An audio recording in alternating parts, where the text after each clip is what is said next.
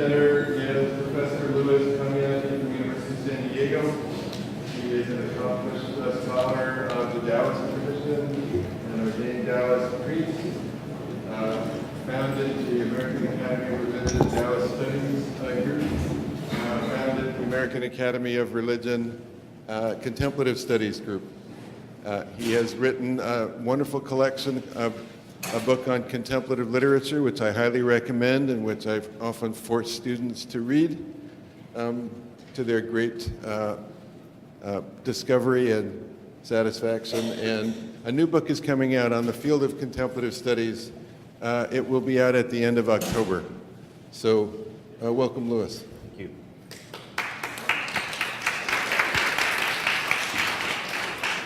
So is the sound okay? I have a pretty strong voice. Is it too loud? Okay. You can give me the high sign like my wife does when my voice goes too high.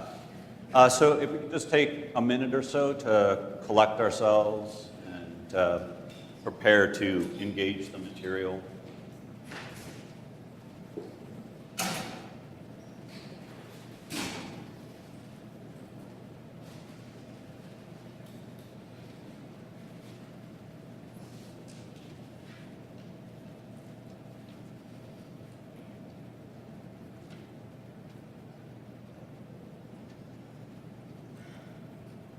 Okay, so I just want to begin by saying what I'm about to present to you is basically coming from my own engagement, my own reflection, my own kind of vision, I think, for the field. So it's emerged in dialogue with a lot of people in this room and a lot of people outside this room, but I think there will be alternative perspectives as well that people might bring up to you afterwards. Okay, so it's coming from a particular perspective. So I want to thank Hal, Anne for helping us to organize this event, the Contemplative Studies Initiative at Brown University, and also the Mind and Life Institute for helping to support it.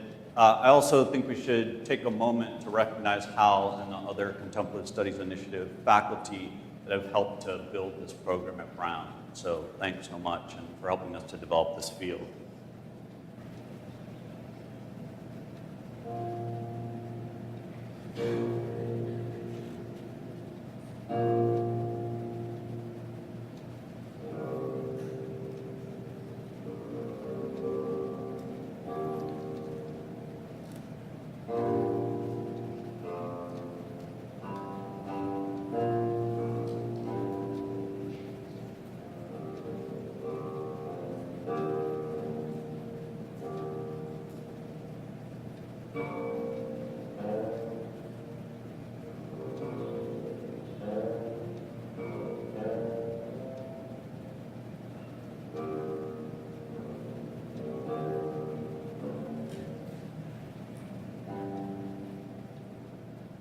So this is a famous Chinese qin or guqin zither piece called Gaussian, High Mountains, and it's based on a very famous story. And one of the reasons I'm presenting it to you to begin with is to kind of ask the question of what kinds of activities or what kinds of experiences actually result in a contemplative state. So thinking about music and things along this line. And so what will we include in our study, in our practice, in terms of contemplative studies, which is one of the primary things I've been trying to work on. So thinking about definitions of contemplative studies. So contemplative studies is an emerging interdisciplinary field dedicated to research and education on contemplative practice and contemplative experience, including the possible relevance and application to a wide variety of undertakings. It is closely associated with other areas of inquiry, such as consciousness studies, mysticism studies, psychology, neuroscience, religious studies, and so forth. So from my perspective, this is important. The field of contemplative studies is still in its formative phase, and its parameters are still being established. So you're participating in this formative moment, right? There's some like clearer articulations or more developed articulations, but we're involved in this process. One approach emphasizes the development of awareness in each and every area of inquiry, including teaching and learning, that is contemplative pedagogy. From this perspective, contemplative practice might encompass art, dance, movement awareness, music, photography, theater, and so forth. A more narrowly focused and religious studies approach seeks to map the entire breadth and depth of contemplative practice and contemplative experience as documented within and transmitted by religious adherents and communities. In any case, contemplative studies recognizes the importance of third person, second person, and critical first person approaches. It makes space for the direct personal experience with specific forms of practice. In this way, it challenges the denial of embodied experience and subjectivity within much of academic discourse and brings the issue of adherence in religious studies and the academy into high relief. So you can see part of this is coming from my own involvement in religious studies and thinking about religiously committed and tradition-based contemplative practice. So as I said, it's emerging, right? It's diverse, it's experimental, and it's open to debate. And again, you're participating in this process. Contemplative studies is also sometimes conflated with contemplative science and contemplative pedagogy, right? So in my way of thinking about the field, contemplative studies is the kind of broader field, and then their particular articulation. So contemplative science would be one specific expression of that field. Contemplative pedagogy would be another particular expression, but I'll get into this more later. Did that change up there? Okay. All right, I'll just do it this way. So thinking about terminology and taxonomy, and again, as I mentioned, there will be other perspectives here. If you're more familiar with the emerging field, there are other people articulating kind of other visions. But let me begin with some technical terms, right, as I think we all should do when we present. So contemplative studies, an emerging interdisciplinary field dedicated to research and education on contemplative practice and contemplative experience.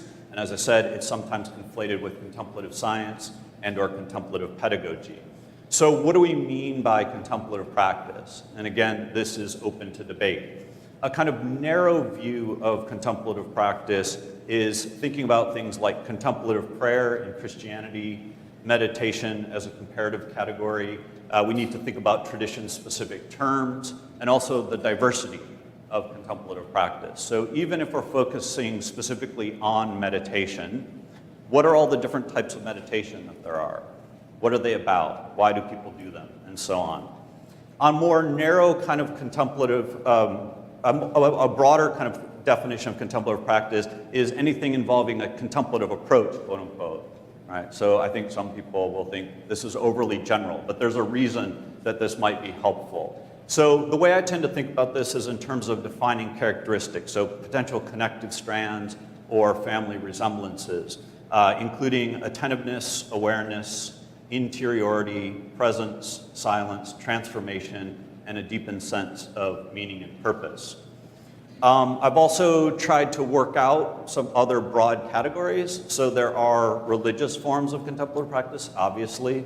There are spiritualist forms, so I'm using that also intentionally to say people who like specifically frame what they're doing as spiritual but not religious. So there's a lot of work in religious studies on this, things like alternative religion, usually referred to as spirituality. Secular, right, so non-religious, quote unquote, and ecumenical. So practices that could be practiced by a wide variety of people without any specific commitments, okay? And so there are like religiously committed ecumenical practices, but there are also secular kind of ecumenical practices that actually try to bracket or set aside religious commitments, okay?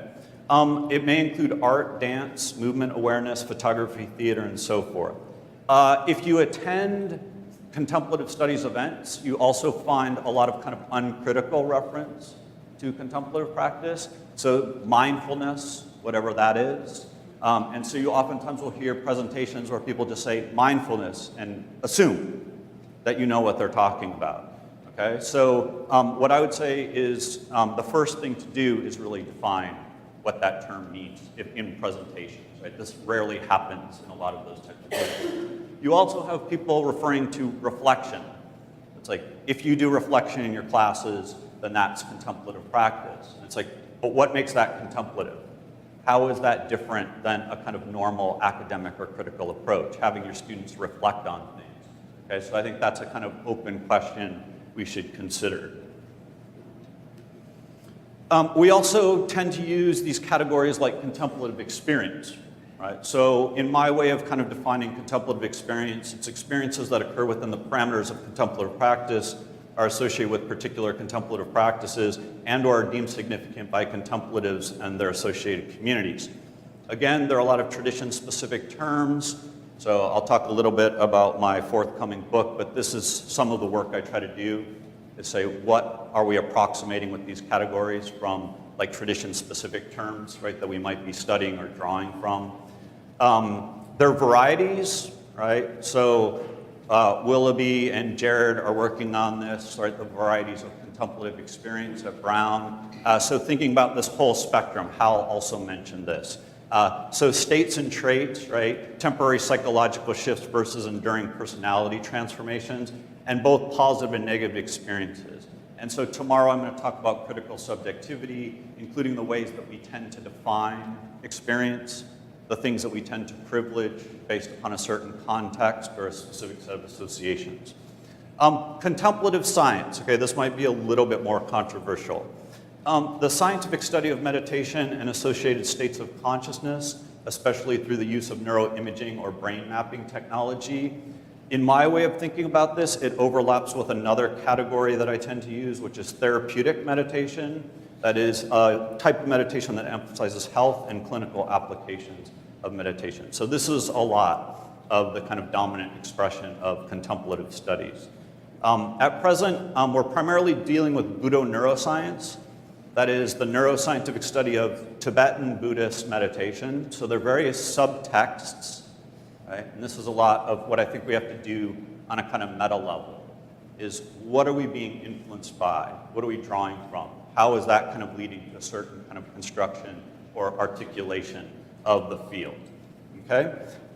Sometimes this involves the scientization of both meditation and the humanities, so you can kind of see where I'm positioned in this debate. I'm more on the humanities side. I'm more thinking about contemplative studies in this broader way.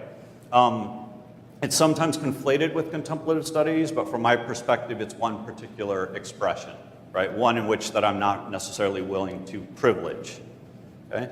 Contemplative pedagogy.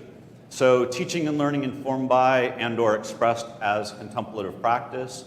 And I'll talk about this a little bit more in a moment. There are three primary approaches, right, in my way of thinking about contemplative pedagogy. You can just do personal contemplative practice. That's it. So your teaching and learning can just be informed by your own practice. The second is the introduction of contemplative practice to education. So that would be both kind of specific types of methods, but also maybe discipline-specific or course-specific exercises. And then the third is actual courses in contemplative studies that utilizes one and or two. So the third is like explicitly engaging contemplative studies as a field.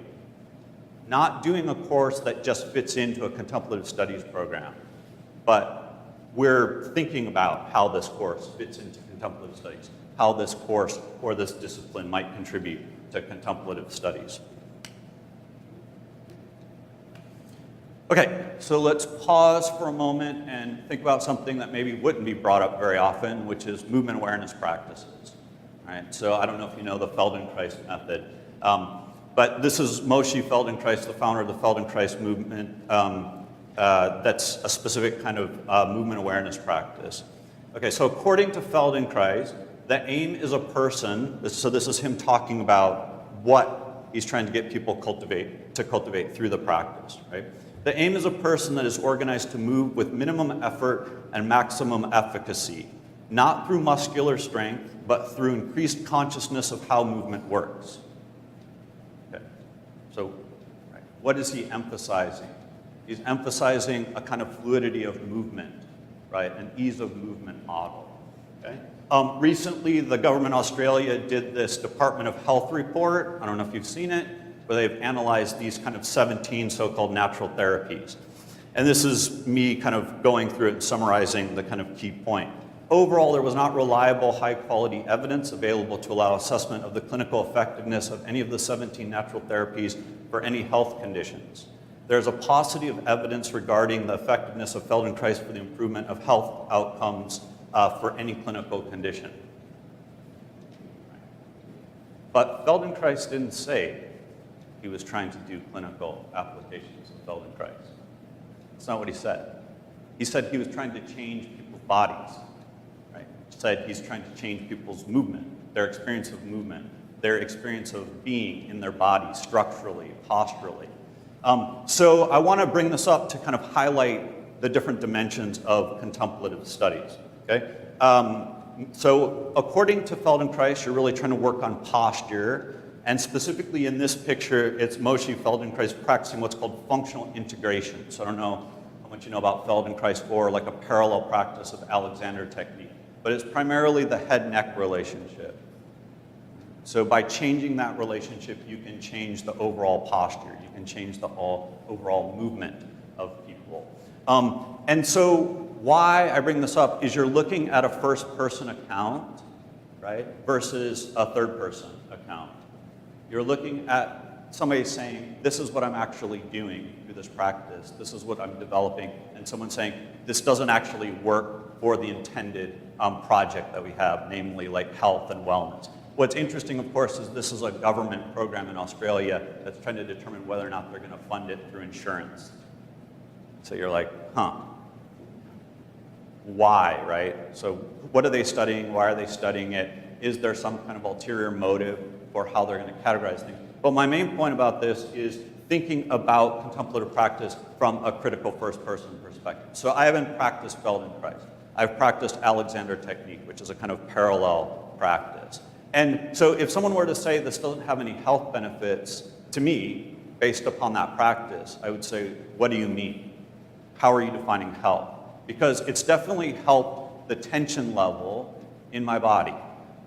Right? It's helped me be aware of, like, when I'm working, that I start to feel tension in my shoulders and I can release that tension and then I'm more relaxed.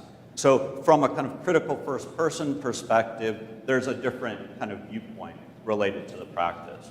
Okay? All right, so back to the kind of defining characteristics of contemplative studies. As I mentioned, so this is me trying to distill it down. Okay?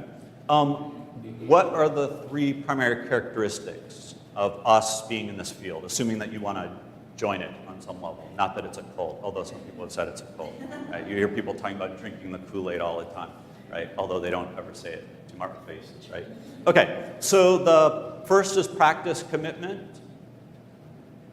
We are committed to some kind of practice. That doesn't tell you what practice. We're probably all committed to very different practices, but we do have some kind of shared commitment to practice. We are working with critical subjectivity, as Hal mentioned, critical first-person discourse. So this is just me trying to distill it down. So critical subjectivity, which Hal and I will talk about more tomorrow. And then character development. This might be a little more controversial, but I think if you listen to people carefully, they are talking about character development. They're saying there's some kind of benefit, there's some kind of effect, there's some kind of transformation that happens, right? A lot of the time it's values, right? As Mirabai said, like social engagement. Yeah? So you actually see a problem in the world and you want to change it. So there's some kind of shift in engagement. There's some kind of emphasis on cultivating certain kinds of values, okay? Also thinking about contemplative pedagogy. As I mentioned, in my way of understanding it and I think practicing it, it also has these three characteristics. So personal contemplative practice, as I mentioned, in class or discipline-specific exercises, and that's where it gets complicated, right? That's where Mirabai and Dan's book is really helpful because they show you all these different kinds of discipline-specific or course-specific expressions of it. So you're like, I'm teaching, chemistry. It's like, don't ask me. I teach religious studies. I don't know how you do a contemplative. I mean, I can give you general parameters, but if you say, I want a specific exercise that works in the class, right? I'm going to be using my own courses in that way. And then courses in contemplative studies. So trying to imagine like how we fit into a larger program, how our particular courses are contemplative or being informed by contemplative practice. I'm not sure how familiar you are with the field. This is one thing that Hal asked me to talk to you about. Okay, so some of the leading programs in major organizations, I'm not going to read them off, but you can see them. But one thing I'd point out, and this is kind of showing you how I'm located in this, is that contemplative outreach, monastic interreligious dialogue, and society for the study of Christian spirituality are all religious. Okay? Contemplative outreach is the contemporary Christian contemplative prayer movement, the centering prayer movement, so that would be related to that specific practice. But I think they have something to contribute to the field, right? Monastic interreligious dialogue is just what it sounds like, and then the Society for Christian Spirituality. One reason to bring this up is Christianity is oftentimes like kind of marginalized in contemplative studies, but obviously Christianity has really rich contemplative traditions, even Protestant Christianity, the Religious Society of Friends, right, the Quakers. So there are examples of Protestant Christian contemplative practice. And to bring this up is to say there is another emerging interdisciplinary field called spirituality as an academic discipline. It's largely Christian spirituality, okay? But if you read through the literature, they're working through similar kinds of questions. They're working through questions about practice. How do you kind of conceptualize practice in a sophisticated way? They're working through questions of experience. What kinds of experiences are emphasized? Why are they emphasized? How do different traditions kind of understand those experiences? So all that's to say is, like, if we can kind of set aside maybe a certain kind of initial reaction to these other articulations related to certain kinds of traditions or certain kinds of practice, there's a lot there, especially theoretically, I think, and philosophically. And I've worked with some people in these areas. Okay, some key publications, so don't get upset at me, these are just examples, right? Like some books aren't there, I'm sorry, okay, it's like a slide, okay? But these are books that I would say when you're like kind of imagining the field, right? What would like essential reading be? And these are books that have been highly influential, especially the first one. Just kidding, it hasn't come out yet, yeah. So, and not necessarily even the third one, so that's actually true. But to kind of think about if you're reading broadly in contemplative studies, or even contemplative science, if that's the way you want to frame it, these are a lot of the ways that people are articulating some vision for it, some expression of it. I would also suggest that we should start to kind of develop like a shared field, okay? And that is, we should kind of start out with some kind of foundational readings. And these would be the ones that I would say, that is, if you're just thinking about contemplative studies, nothing else, right? Not how do you study, how have people studied meditation, for example, scientifically? You know, what are like the kind of most influential, like current neuroscientific studies? Or, you know, historical studies of Jewish meditation or something like that. But if you're saying, like, no, we need to think critically about what we're doing. What do we mean by this field? So these would be some of the readings that I would suggest. Okay.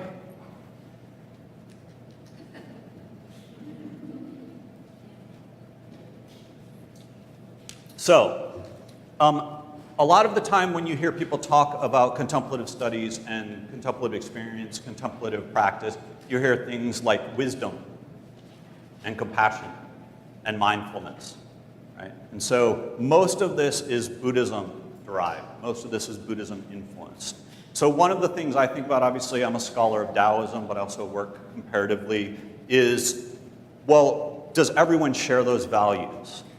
Does everyone have a similar orientation? Does everyone have a shared set of concerns?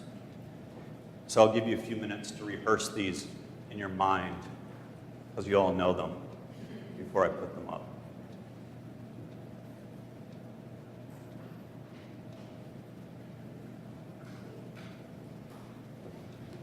Okay, so these come out of early organized Taoism. They're associated with a particular Taoist movement called the Tianchi, or the Celestial Masters movement. This is actually my distillation of them. They all have wu, usually.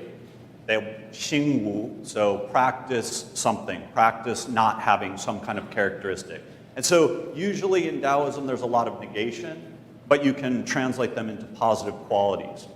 So if you're following this kind of Taoist model of contemplative practice, what kinds of qualities will you embody in the world? What kinds of things are you supposed to cultivate? Effortlessness, flexibility, receptivity, anonymity, yes, I know I failed, right? Serenity, aptitude, non-attachment, contentment, and deference. So maybe just think about that for a moment versus maybe what you tend to assume, or what you've studied and how that fits into this, right? Are these like recognizable contemplative values from that perspective? Okay. Okay, I also wanted to just show you, so I've done a lot of this trying to map like what's going on. So examples of religiously committed contemplative practices, and in parentheses at the bottom are my kind of cartography of how you can like comparatively study contemplative practice and then categorize it, right? So I'm not going to go through all this. You notice a couple things. Techniqueless meditation. Does anybody know techniqueless meditation? Hopefully. This is specifically associated with Krishnamurti, J. Krishnamurti, right? So J. Krishnamurti had a whole critique of technique-based practice, right? It was like, if you do technique-based practice, if you rely on teachers, if you rely on tradition, you're never going to get anywhere because what you're trying to cultivate is just right here. So this is a kind of, I think, corrective to a certain set of assumptions about contemplative practice, that it's about method, okay? And also, you notice therapeutic meditation, this usually disturbs people when it's under religiously committed, tradition-based contemplative practice. So why is it? Because from a religious studies perspective, you can analyze it like a soteriological system. You can analyze it like therapeutic meditation basically functions like a religious tradition. Okay, so if you're interested, I wrote a whole chapter on this in the contemplative literature volume.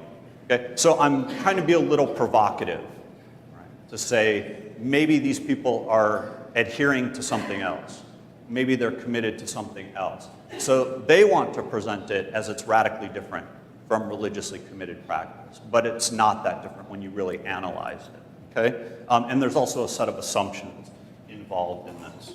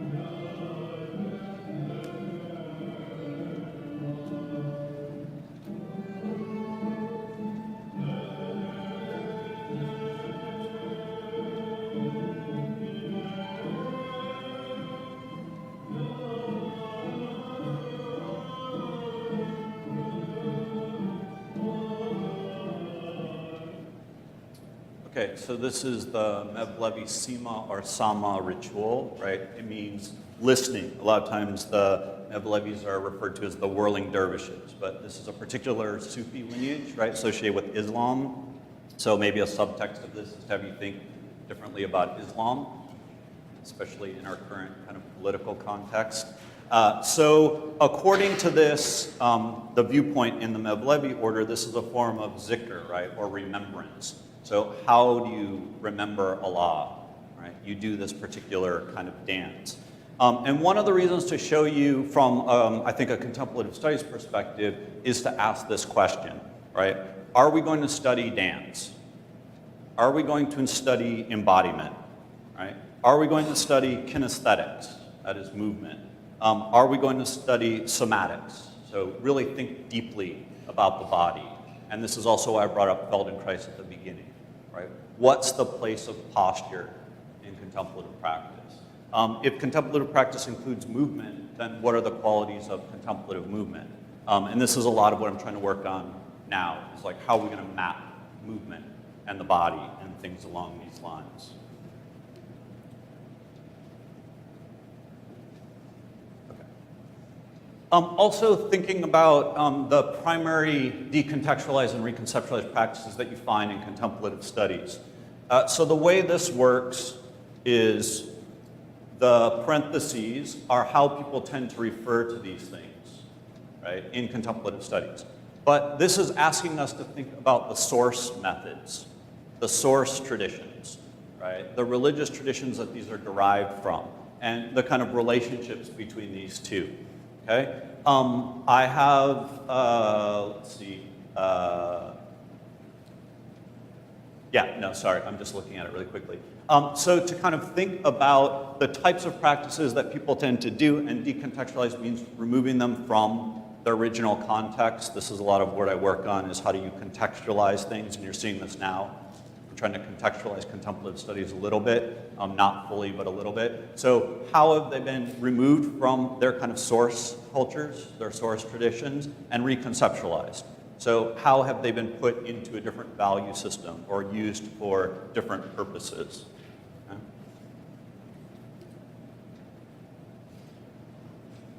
Did it change? Yes. Did it change again, or it's still there? No, All right, anyway, thinking about secular and ecumenical practices, right, in contemplative studies. So if you look broadly out at what people are practicing, if you look broadly out at what people are studying, these are the kinds of things that you see, right? And I have a little bit on the background of them. I put asterisks next to American yoga and also mindfulness-based stress reduction because and relaxation response, because those are decontextualized and reconceptualized practices. They derive from religious practices. Okay? But you have many different types, and I've put that in parentheses. So you have movement awareness practices, you have health and fitness practices, you have some religious ones, those are the double daggers, right? Contemplative prayer, so that's a Christian ecumenical form of prayer, and also Taizé prayer is also a Christian ecumenical prayer. So there's a spectrum. So secular and ecumenical aren't exactly the same. It just means that when you kind of look out and say, what kinds of things are people doing, where they say, you don't have to be committed to anything necessarily to do this, what do you find? And these are some of the most prominent kinds of methods that you see in contemplative studies. So if I were to actually give you a lecture or a talk on contemplative practice, I wouldn't just be emphasizing methods. I wouldn't just be emphasizing techniques, right? So part of these next two slides is to have us think critically about the way in which contemplative practice is oftentimes reduced to method and the way in which experience is oftentimes reduced to physiology. But what is contemplative practice viewed from a more integrated and holistic perspective? And again, this is a kind of contextualization. So the practitioner doing a certain kind of practice is usually located in or influenced by or responding to a specific community, a specific tradition. And you can think of those in broad categories, right? You don't have to think of them in narrow terms, like Sufi Muslims or something like this.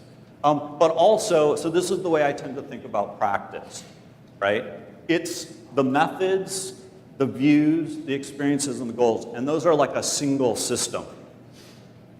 So even though sometimes people will talk about methods in isolation, when you look at what they're actually practicing, there's a view being embodied in that practice. They're going to lead to specific kinds of experiences. And part of the reason that they will lead to specific kinds of experiences is because of certain traditions and certain communities tell you those are the kinds of experiences you're going to have. That doesn't mean those are the only kinds of experiences you're going to have, right? But like I'll talk about tomorrow, and again, the varieties of contemplative experience at Brown, it's like thinking about what kinds of experiences are privileged and what kinds of experiences are dismissed, right? So is loneliness a spiritual state? This is a Sufi view, right? Loneliness isn't the bad thing necessarily. So thinking about these kinds of questions. Along these lines, don't worry, I'm not going over this. But if you really said, I want to understand contemplative practice in its various dimensions, I think you'd have to start looking at all of these things. Right? So of course, this would be very difficult to do. But it means, I think, this is one of the promises of interdisciplinary approach, is who wants to study what and how, right? And can we kind of broaden our conception of contemplative practice to address these various dimensions, right? And I'm sure there are other ones I don't have, but this is part of how I think about contemplative practice. Okay, so this is more of what Hal wanted me to talk about, which is thinking about like contemplative studies as an interdisciplinary field and how to kind of develop this more. Okay, so this is how I tend to view contemplative studies as an interdisciplinary field. Okay, you can see that there's just a little bit of shaded area in the different areas or fields or disciplines. So most people aren't interested in this, right? So there's only going to be a narrow group of people inside of those disciplines or those approaches. In my way of looking at it, this is where contemplative science is. It doesn't mean it's not in dialogue with the other ones, but it's basically here. Contemplative pedagogy is basically there, although it's used in the other areas as well. And one thing you notice is the religious communities piece. Yeah. So I'm disturbed by the kind of marginalization of religious adherents and religious communities in contemplative studies, right? So there are some adherents who are given a voice, but they're primarily Buddhist spiritual celebrities. If you go to prominent contemplative studies gatherings, there's a very small group of people that are going with that particular project who then speak in recognizable ways. And most of them like accept the validity of science, right? So it's like, are there people who are kind of challenging that, challenging a kind of contemplative scientific engagement of their traditions, right? So like, I think most of the Taoists I know would have no real interest in being put in an fMRI machine for a variety of reasons, okay? That doesn't mean Qigong people, right? So we can talk more about those categories later. Qigong is not necessarily Taoist. I'm talking about people that are really trying to work on a certain energetic transformation, right? Like going through those crazy machines in the airport. I don't know what your experience of going through. They tell you how safe they are. Yeah, safe from your perspective. Okay, so thinking about contemplative studies. All right, so, would someone read this? You want to read this? You don't have to. Someone can volunteer.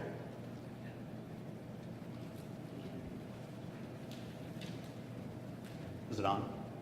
I don't know. Yeah. Mid-August at Sourdough Mountain Lookout. Down valley, a smoke haze, 3 days heat after 5 days rain. Pitch glows on the fir cones, across rocks and meadows, swarms of new flies. I cannot remember things I once read, a few friends, but they are in cities, drinking cold snow water from a tin cup, looking down for miles through high, still air.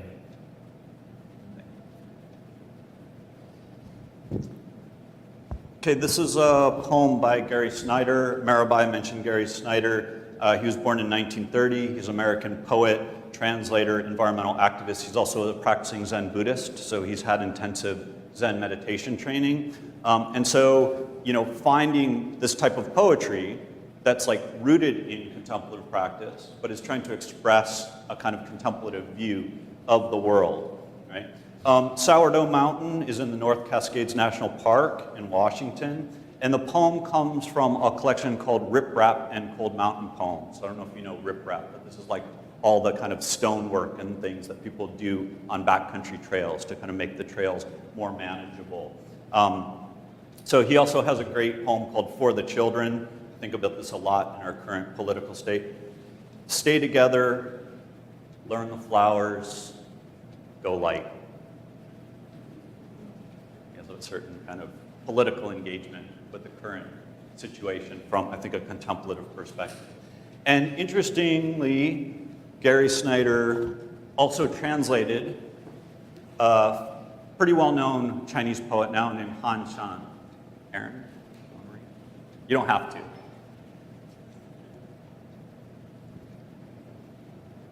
Clambering up the cold mountain path. Clambering up the cold mountain path, the cold mountain trail goes on and on. The long gorge choked with scree and boulders, the wide creek, the mist-blurred grass. The moss is slippery, though there's been no rain. The pine sings, but there's no wind. Who can leap the world's ties and sit with me among the white clouds? So again, translated by Gary Snyder in that same collection, right? Rip Rap and Cold Mountain Poems. And as mentioned, Han Shan means cold mountain. So this is the name of the mountain where he lived. This is also the name that he took for himself. So one of the things I've been thinking a lot about in terms of contemplative studies is this relationship, right, between mountains and contemplation, right? How do you kind of like understand interiority? So maybe one of the ways you understand interiority and a kind of contemplative presence is by, one, studying mountains, but also being in the mountains. And this is a lot of my own experience. I've done a lot of backcountry travel and mountaineering and things. So part of the reason to show you these examples, Feldenkrais method, the Sufi Mevlevi kind of Sima or Sama, these poems from Gary Snyder and Han Shan, is to have us think more broadly about all the materials we could be studying. And if we're going to study all those materials and include all that in contemplative studies, then how are we going to do it, especially from that kind of interdisciplinary perspective? So what will we study? How will we study it? What will we include? What can specific disciplinary perspectives contribute? Can we imagine alternative approaches or perspectives and new possibilities? So I'm aware of the time house, so I only have a few more. Okay? So this was another part that Hal wanted me to talk to you about. How do you go about developing contemplative studies programs or some kind of approximation of that? And this comes from me trying to look kind of across the different expressions and synthesize what I see. All the different things people are doing, the kind of sequence. And so the sequence is kind of an idealized picture, right? You don't necessarily have to do it in this sequence, but it's to kind of say, if we're going to be a little bit more systematic about how we approach contemplative studies and developing contemplative studies, what might we do? So thinking in the beginning, personal inquiry, we're obviously all there. Informal conversations, guest lectures, workshops, seminars, and maybe a meditation group. Right? So I think this is like an important thing, like a faculty meditation group or something like that, where people actually share their practices and think about contemplative experience. Phase 2, a discussion or reading group. There's a really good book. I'm just joking. Okay, so anyway, finding books that you might read together and think critically about, right? So that might be generative in saying, oh, I don't agree with this. This is not how we want to do it, but at least there's like a model or there's an articulation there. Okay. Professional learning communities, this is like increasingly prominent at different universities. I don't know how much you know about that, but that's like usually like an intentional faculty learning community where a lot of times it's like a 2-year process where you'll meet like maybe once a month or something. So you can, like we at USD, which I'll talk about in a moment, University of San Diego, we had a contemplative pedagogy professional learning community. Workshops and seminars, faculty lectures, course development. I think the fourth one is really important. A lot of times we'll bring people in from the outside, right, prominent kinds of like figures, but there's usually so many people inside of our own academic communities that we can do public lectures with and feature them, and that also increases like faculty morale and things like that. Thinking about living learning communities, this is especially being emphasized at my university, so where freshmen come in and they're part of a certain cohort, and then so you could have like a contemplative studies living learning community where that's the kind of framework that they're using to enter the university. clusters of classes, campus events, additional courses, moving into an interdisciplinary minor or major, a contemplative space or classroom. This is usually a challenge, but Fran Grace at University of Redlands is a good model for that. She has an actual meditation classroom at University of Redlands. There's also a documentary that she did on establishing it, on using it. It's specifically set aside only for that. So only contemplative classes can use this space. Mostly they sit on the floor on mats and cushions. Thinking about conferences, and then obviously getting into formal contemplative studies programs. So obviously Brown is here, and now we're here, so we're clearly at 5 and 4 simultaneously. So the point is not to get caught up on this, but it's just kind of like things to be thinking about in developing contemplative studies programs. Some of this comes out of my own experience with trying to develop contemplative studies at University of San Diego. So these are like 3 public lectures that I gave for the university community. I teach a course called Contemplative Traditions. We don't really have many courses that are using contemplative pedagogy. One of my colleagues, Alberto Pulido in Ethnic Studies, is starting to use more contemplative pedagogy in his classes, and I'll talk about him a little bit tomorrow.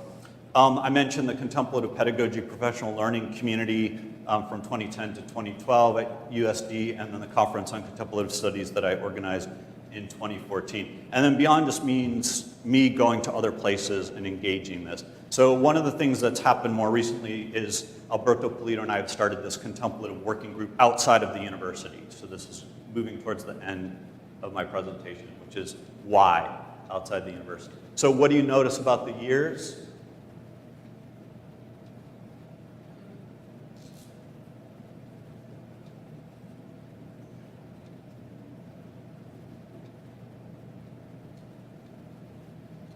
Come on, kids. There's a gap. Something happened in 2014, and what happened in 2014 is in 2015 I went on sabbatical until 2016, and then something unraveled. So thus, the Contemplative Working Group as an alternative strategy to the university, which takes me to this. Okay, so part of this is about the politics of the field, and I think it's a kind of cautionary tale about being involved in this, including one's institutional location. So I don't know how much you've thought about your institutional locations, right? But a lot of like what Hal was talking about, a little bit of what Mirabai was talking about is about institutional location. Like what are the challenges that you're dealing with, right? So I don't know, do you know this? Have you ever seen this before? No? So this is E. Cummings' first collection of poetry. Okay. Yeah.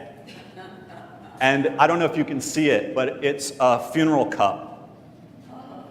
Yeah. So E. Cummings, this American poet, is well known for this, right? The typography of his poetry, all the ways he plays with lettering and arrangement of pages and space and things, right? And so these are the 14 publishers, I always think about this, these are the 14 publishers that rejected his first collection of poems. So he self-published it, and it was called No Thanks.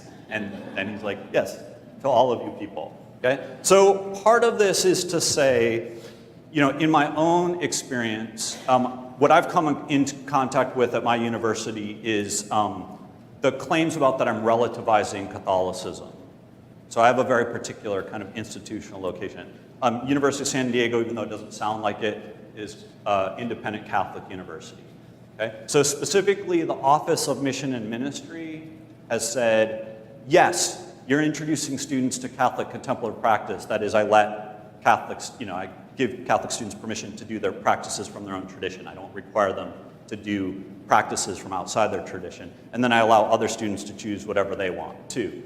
But from that perspective, from a non-progressive Catholic perspective, this is relativizing Catholic tradition, right? So instead of it being seen as a positive thing, like I'm actually one of the people helping Catholic students understand that their tradition has contemplative practice, and you don't have to become a Buddhist to practice meditation. It's no, but you're putting that along this kind of spectrum of practice. So it's a relativization of the tradition. And so I would say, from my perspective, know your context, know the opportunities and challenges there. Who are your collaborators and your supporters? Who are your detractors? You know, so as Vito Corleone said, keep your friends close, but your enemies closer. And I hope you don't have any detractors or enemies. But it's to kind of at least bring that to your attention, right? This hasn't been easy. And it stands in contrast to most other people, like what Hal's describing. Most other people, I'd say, in contemplative studies are doing something more like the secularization of contemplative practice as a way to negotiate this, but then they're being accused of, well, how does this like really relate to a kind of secular institutional setting? Or you're trying to do covert proselytization or things like that, even though most people aren't. Right? Even though I'm including religiously committed practice in my classes, it's optional and it's by choice. So I'm not doing that either. Okay? And so then just to conclude, I want us to think a little bit about the possibilities beyond all these politics, right? What are the kinds of things we'll engage?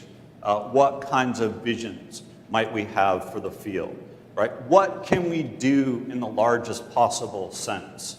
And beyond specifically the current articulations and the current trends. And for this, I think we need creativity and imagination. Thank you.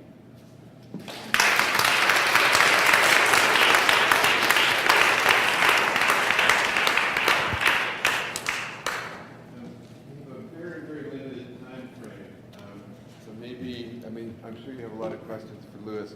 We can limit it to 5 minutes for questions, and then we'll continue to discuss as the conference goes on. I don't need it, thanks. Thank you. That was a fantastic presentation, really informative. I would just like to hear any choice anecdotes you would like to share about how those conversations went when you had other faculty or administrators claiming you're relativizing Catholicism. How did you try to convince them? So anything you'd like to share about that? Yeah, so I think there's an assumption here, which is that it's actually dialogic, which is a lot of what I was thinking about. It's not dialogic. It's authoritarian. It's a covert conspiracy. Yeah, I know. You're like, oh my God, we knew you were crazy. No, meaning they never said to me, you're relativizing Catholicism. The student said, there are people in these places on campus saying, this is what you're doing. So it was all behind the scenes.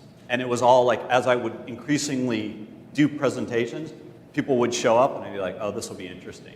Because they weren't there to understand what contemplative studies might be at USD. They were there to figure out what I was really up to. And like basically create certain kinds of strategies about how to go against it or do something else. And I can give you examples of ideas they actually took from my public presentations and did it through the Office of Mission and Ministry without consulting me, without any engagement. So unfortunately, it's not dialogic. This is what I was also thinking about with some of the other examples. Like, what do you do when people don't actually want to understand it? When people don't want to engage it? When people don't want to have a critical conversation about it? So if you, in the new book, one of the things I talk about is faux critics and pseudo-intellectuals. Which is like, it's very easy to critique things behind the scenes and say things under your breath to colleagues, and then it weaves its way through this like academic network, and then you hear, oh, they think you're crazy. It's like, who? Oh, no, we can't tell you who they are. So things like that. So unfortunately, it wasn't dialogic. Yeah, it was like only superficially dialogic, which I think is part of the problem. You know, one of the main things is I think people need to be, even critics, right? This is one of my, I think, primary views of contemplative studies. It shouldn't just be like everyone agrees. That's why I said at the beginning, I think there are probably some people sitting here going, that's not how I want to be placed or located in relation to this, or this isn't how I want it articulated. Well then, let's actually have those conversations and use them as a generative conversation and like move the field forward. You know? So I want dance included in contemplative studies. If other people don't, that's fine, but I'm doing that. Not like right now, but I'm just doing that. Yeah. Aaron, your head hand up, I think, next. Yeah, so Thank you, Louis. I have a question that has been bothering me for some time. Uh-oh. So it's not about you. No, I know. So it's, I have, we've had this faculty reading group, I guess sort of like a learning community, and I work at a primarily teaching institution, and we have lots of people who are really excited about contemplative pedagogy, until I say, you need to be grounded in your own practice. Right. And then they get kind of mad at me, because they've got an app. And they want to go, and I'm actually worried sometimes about what I unleashed on the students. And so how do, and I'd You mean love like to talk giving to them anybody access else. to that kind of view and approach? Yeah, like, so people are like, oh yeah, yeah, sure, I'll have my students meditate. They've never meditated a day in their life. And so having that difficult conversation with those enthusiastic faculty who I'm like, no, it's not just, Yeah. I think Judith and Anne would probably be better respondents to this question. I would just say, yeah, from my perspective, I mean, critical first-person discourse assumes actual experience with the practices, and I would say it assumes more than that. It assumes like a sustained, committed, prolonged practice, right? And so and then I think Judith has talked a lot about this. Does it actually require teacher training? So I'm not there, but I think it requires some teacher training, right? But not to the level of like certification. And I don't know, Judith, if that's still your kind of viewpoint, but I think this is an open conversation, like how strict should it be in terms of like if we're saying this is going to be like an academic approach to whatever it is, then, I mean, do we require the same level of training for that as we require to teach in the classroom? What training do we have to teach in a classroom? Well, begs the question. I mean, we have PhDs, and so part of what I'm kind of imagining is like, what level of inquiry do you have? Yeah, the whole training thing is a whole nother question. We need to stop for a bunch of questions.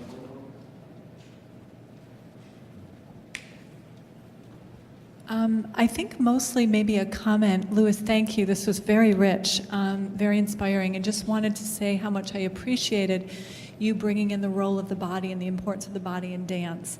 And your talk actually made me think more elementally. So you talked about the mountain and the interiority of that, and then also how wind affects mountain. How what? Wind, right, when the elements meet. Right. And so particularly thinking about the body and how different bodies are going to be affected differently based on social location, right? And how if wind was a metaphor for that. So I don't know that I have a question yet, but I'm very intrigued by what you brought up and the relevance of different practices and how we're not looking to shape a body in a certain way. Right.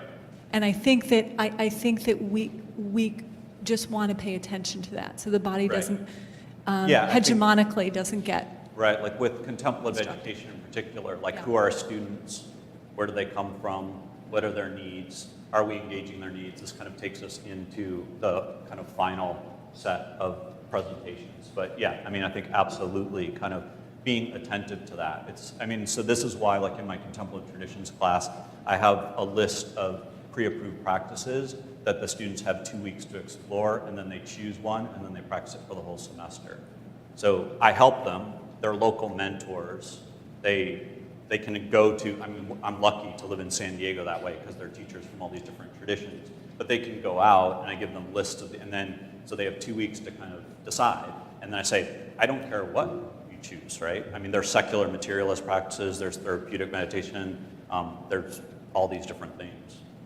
So, yeah, thanks. Great. Thank you very much. Yeah, thanks.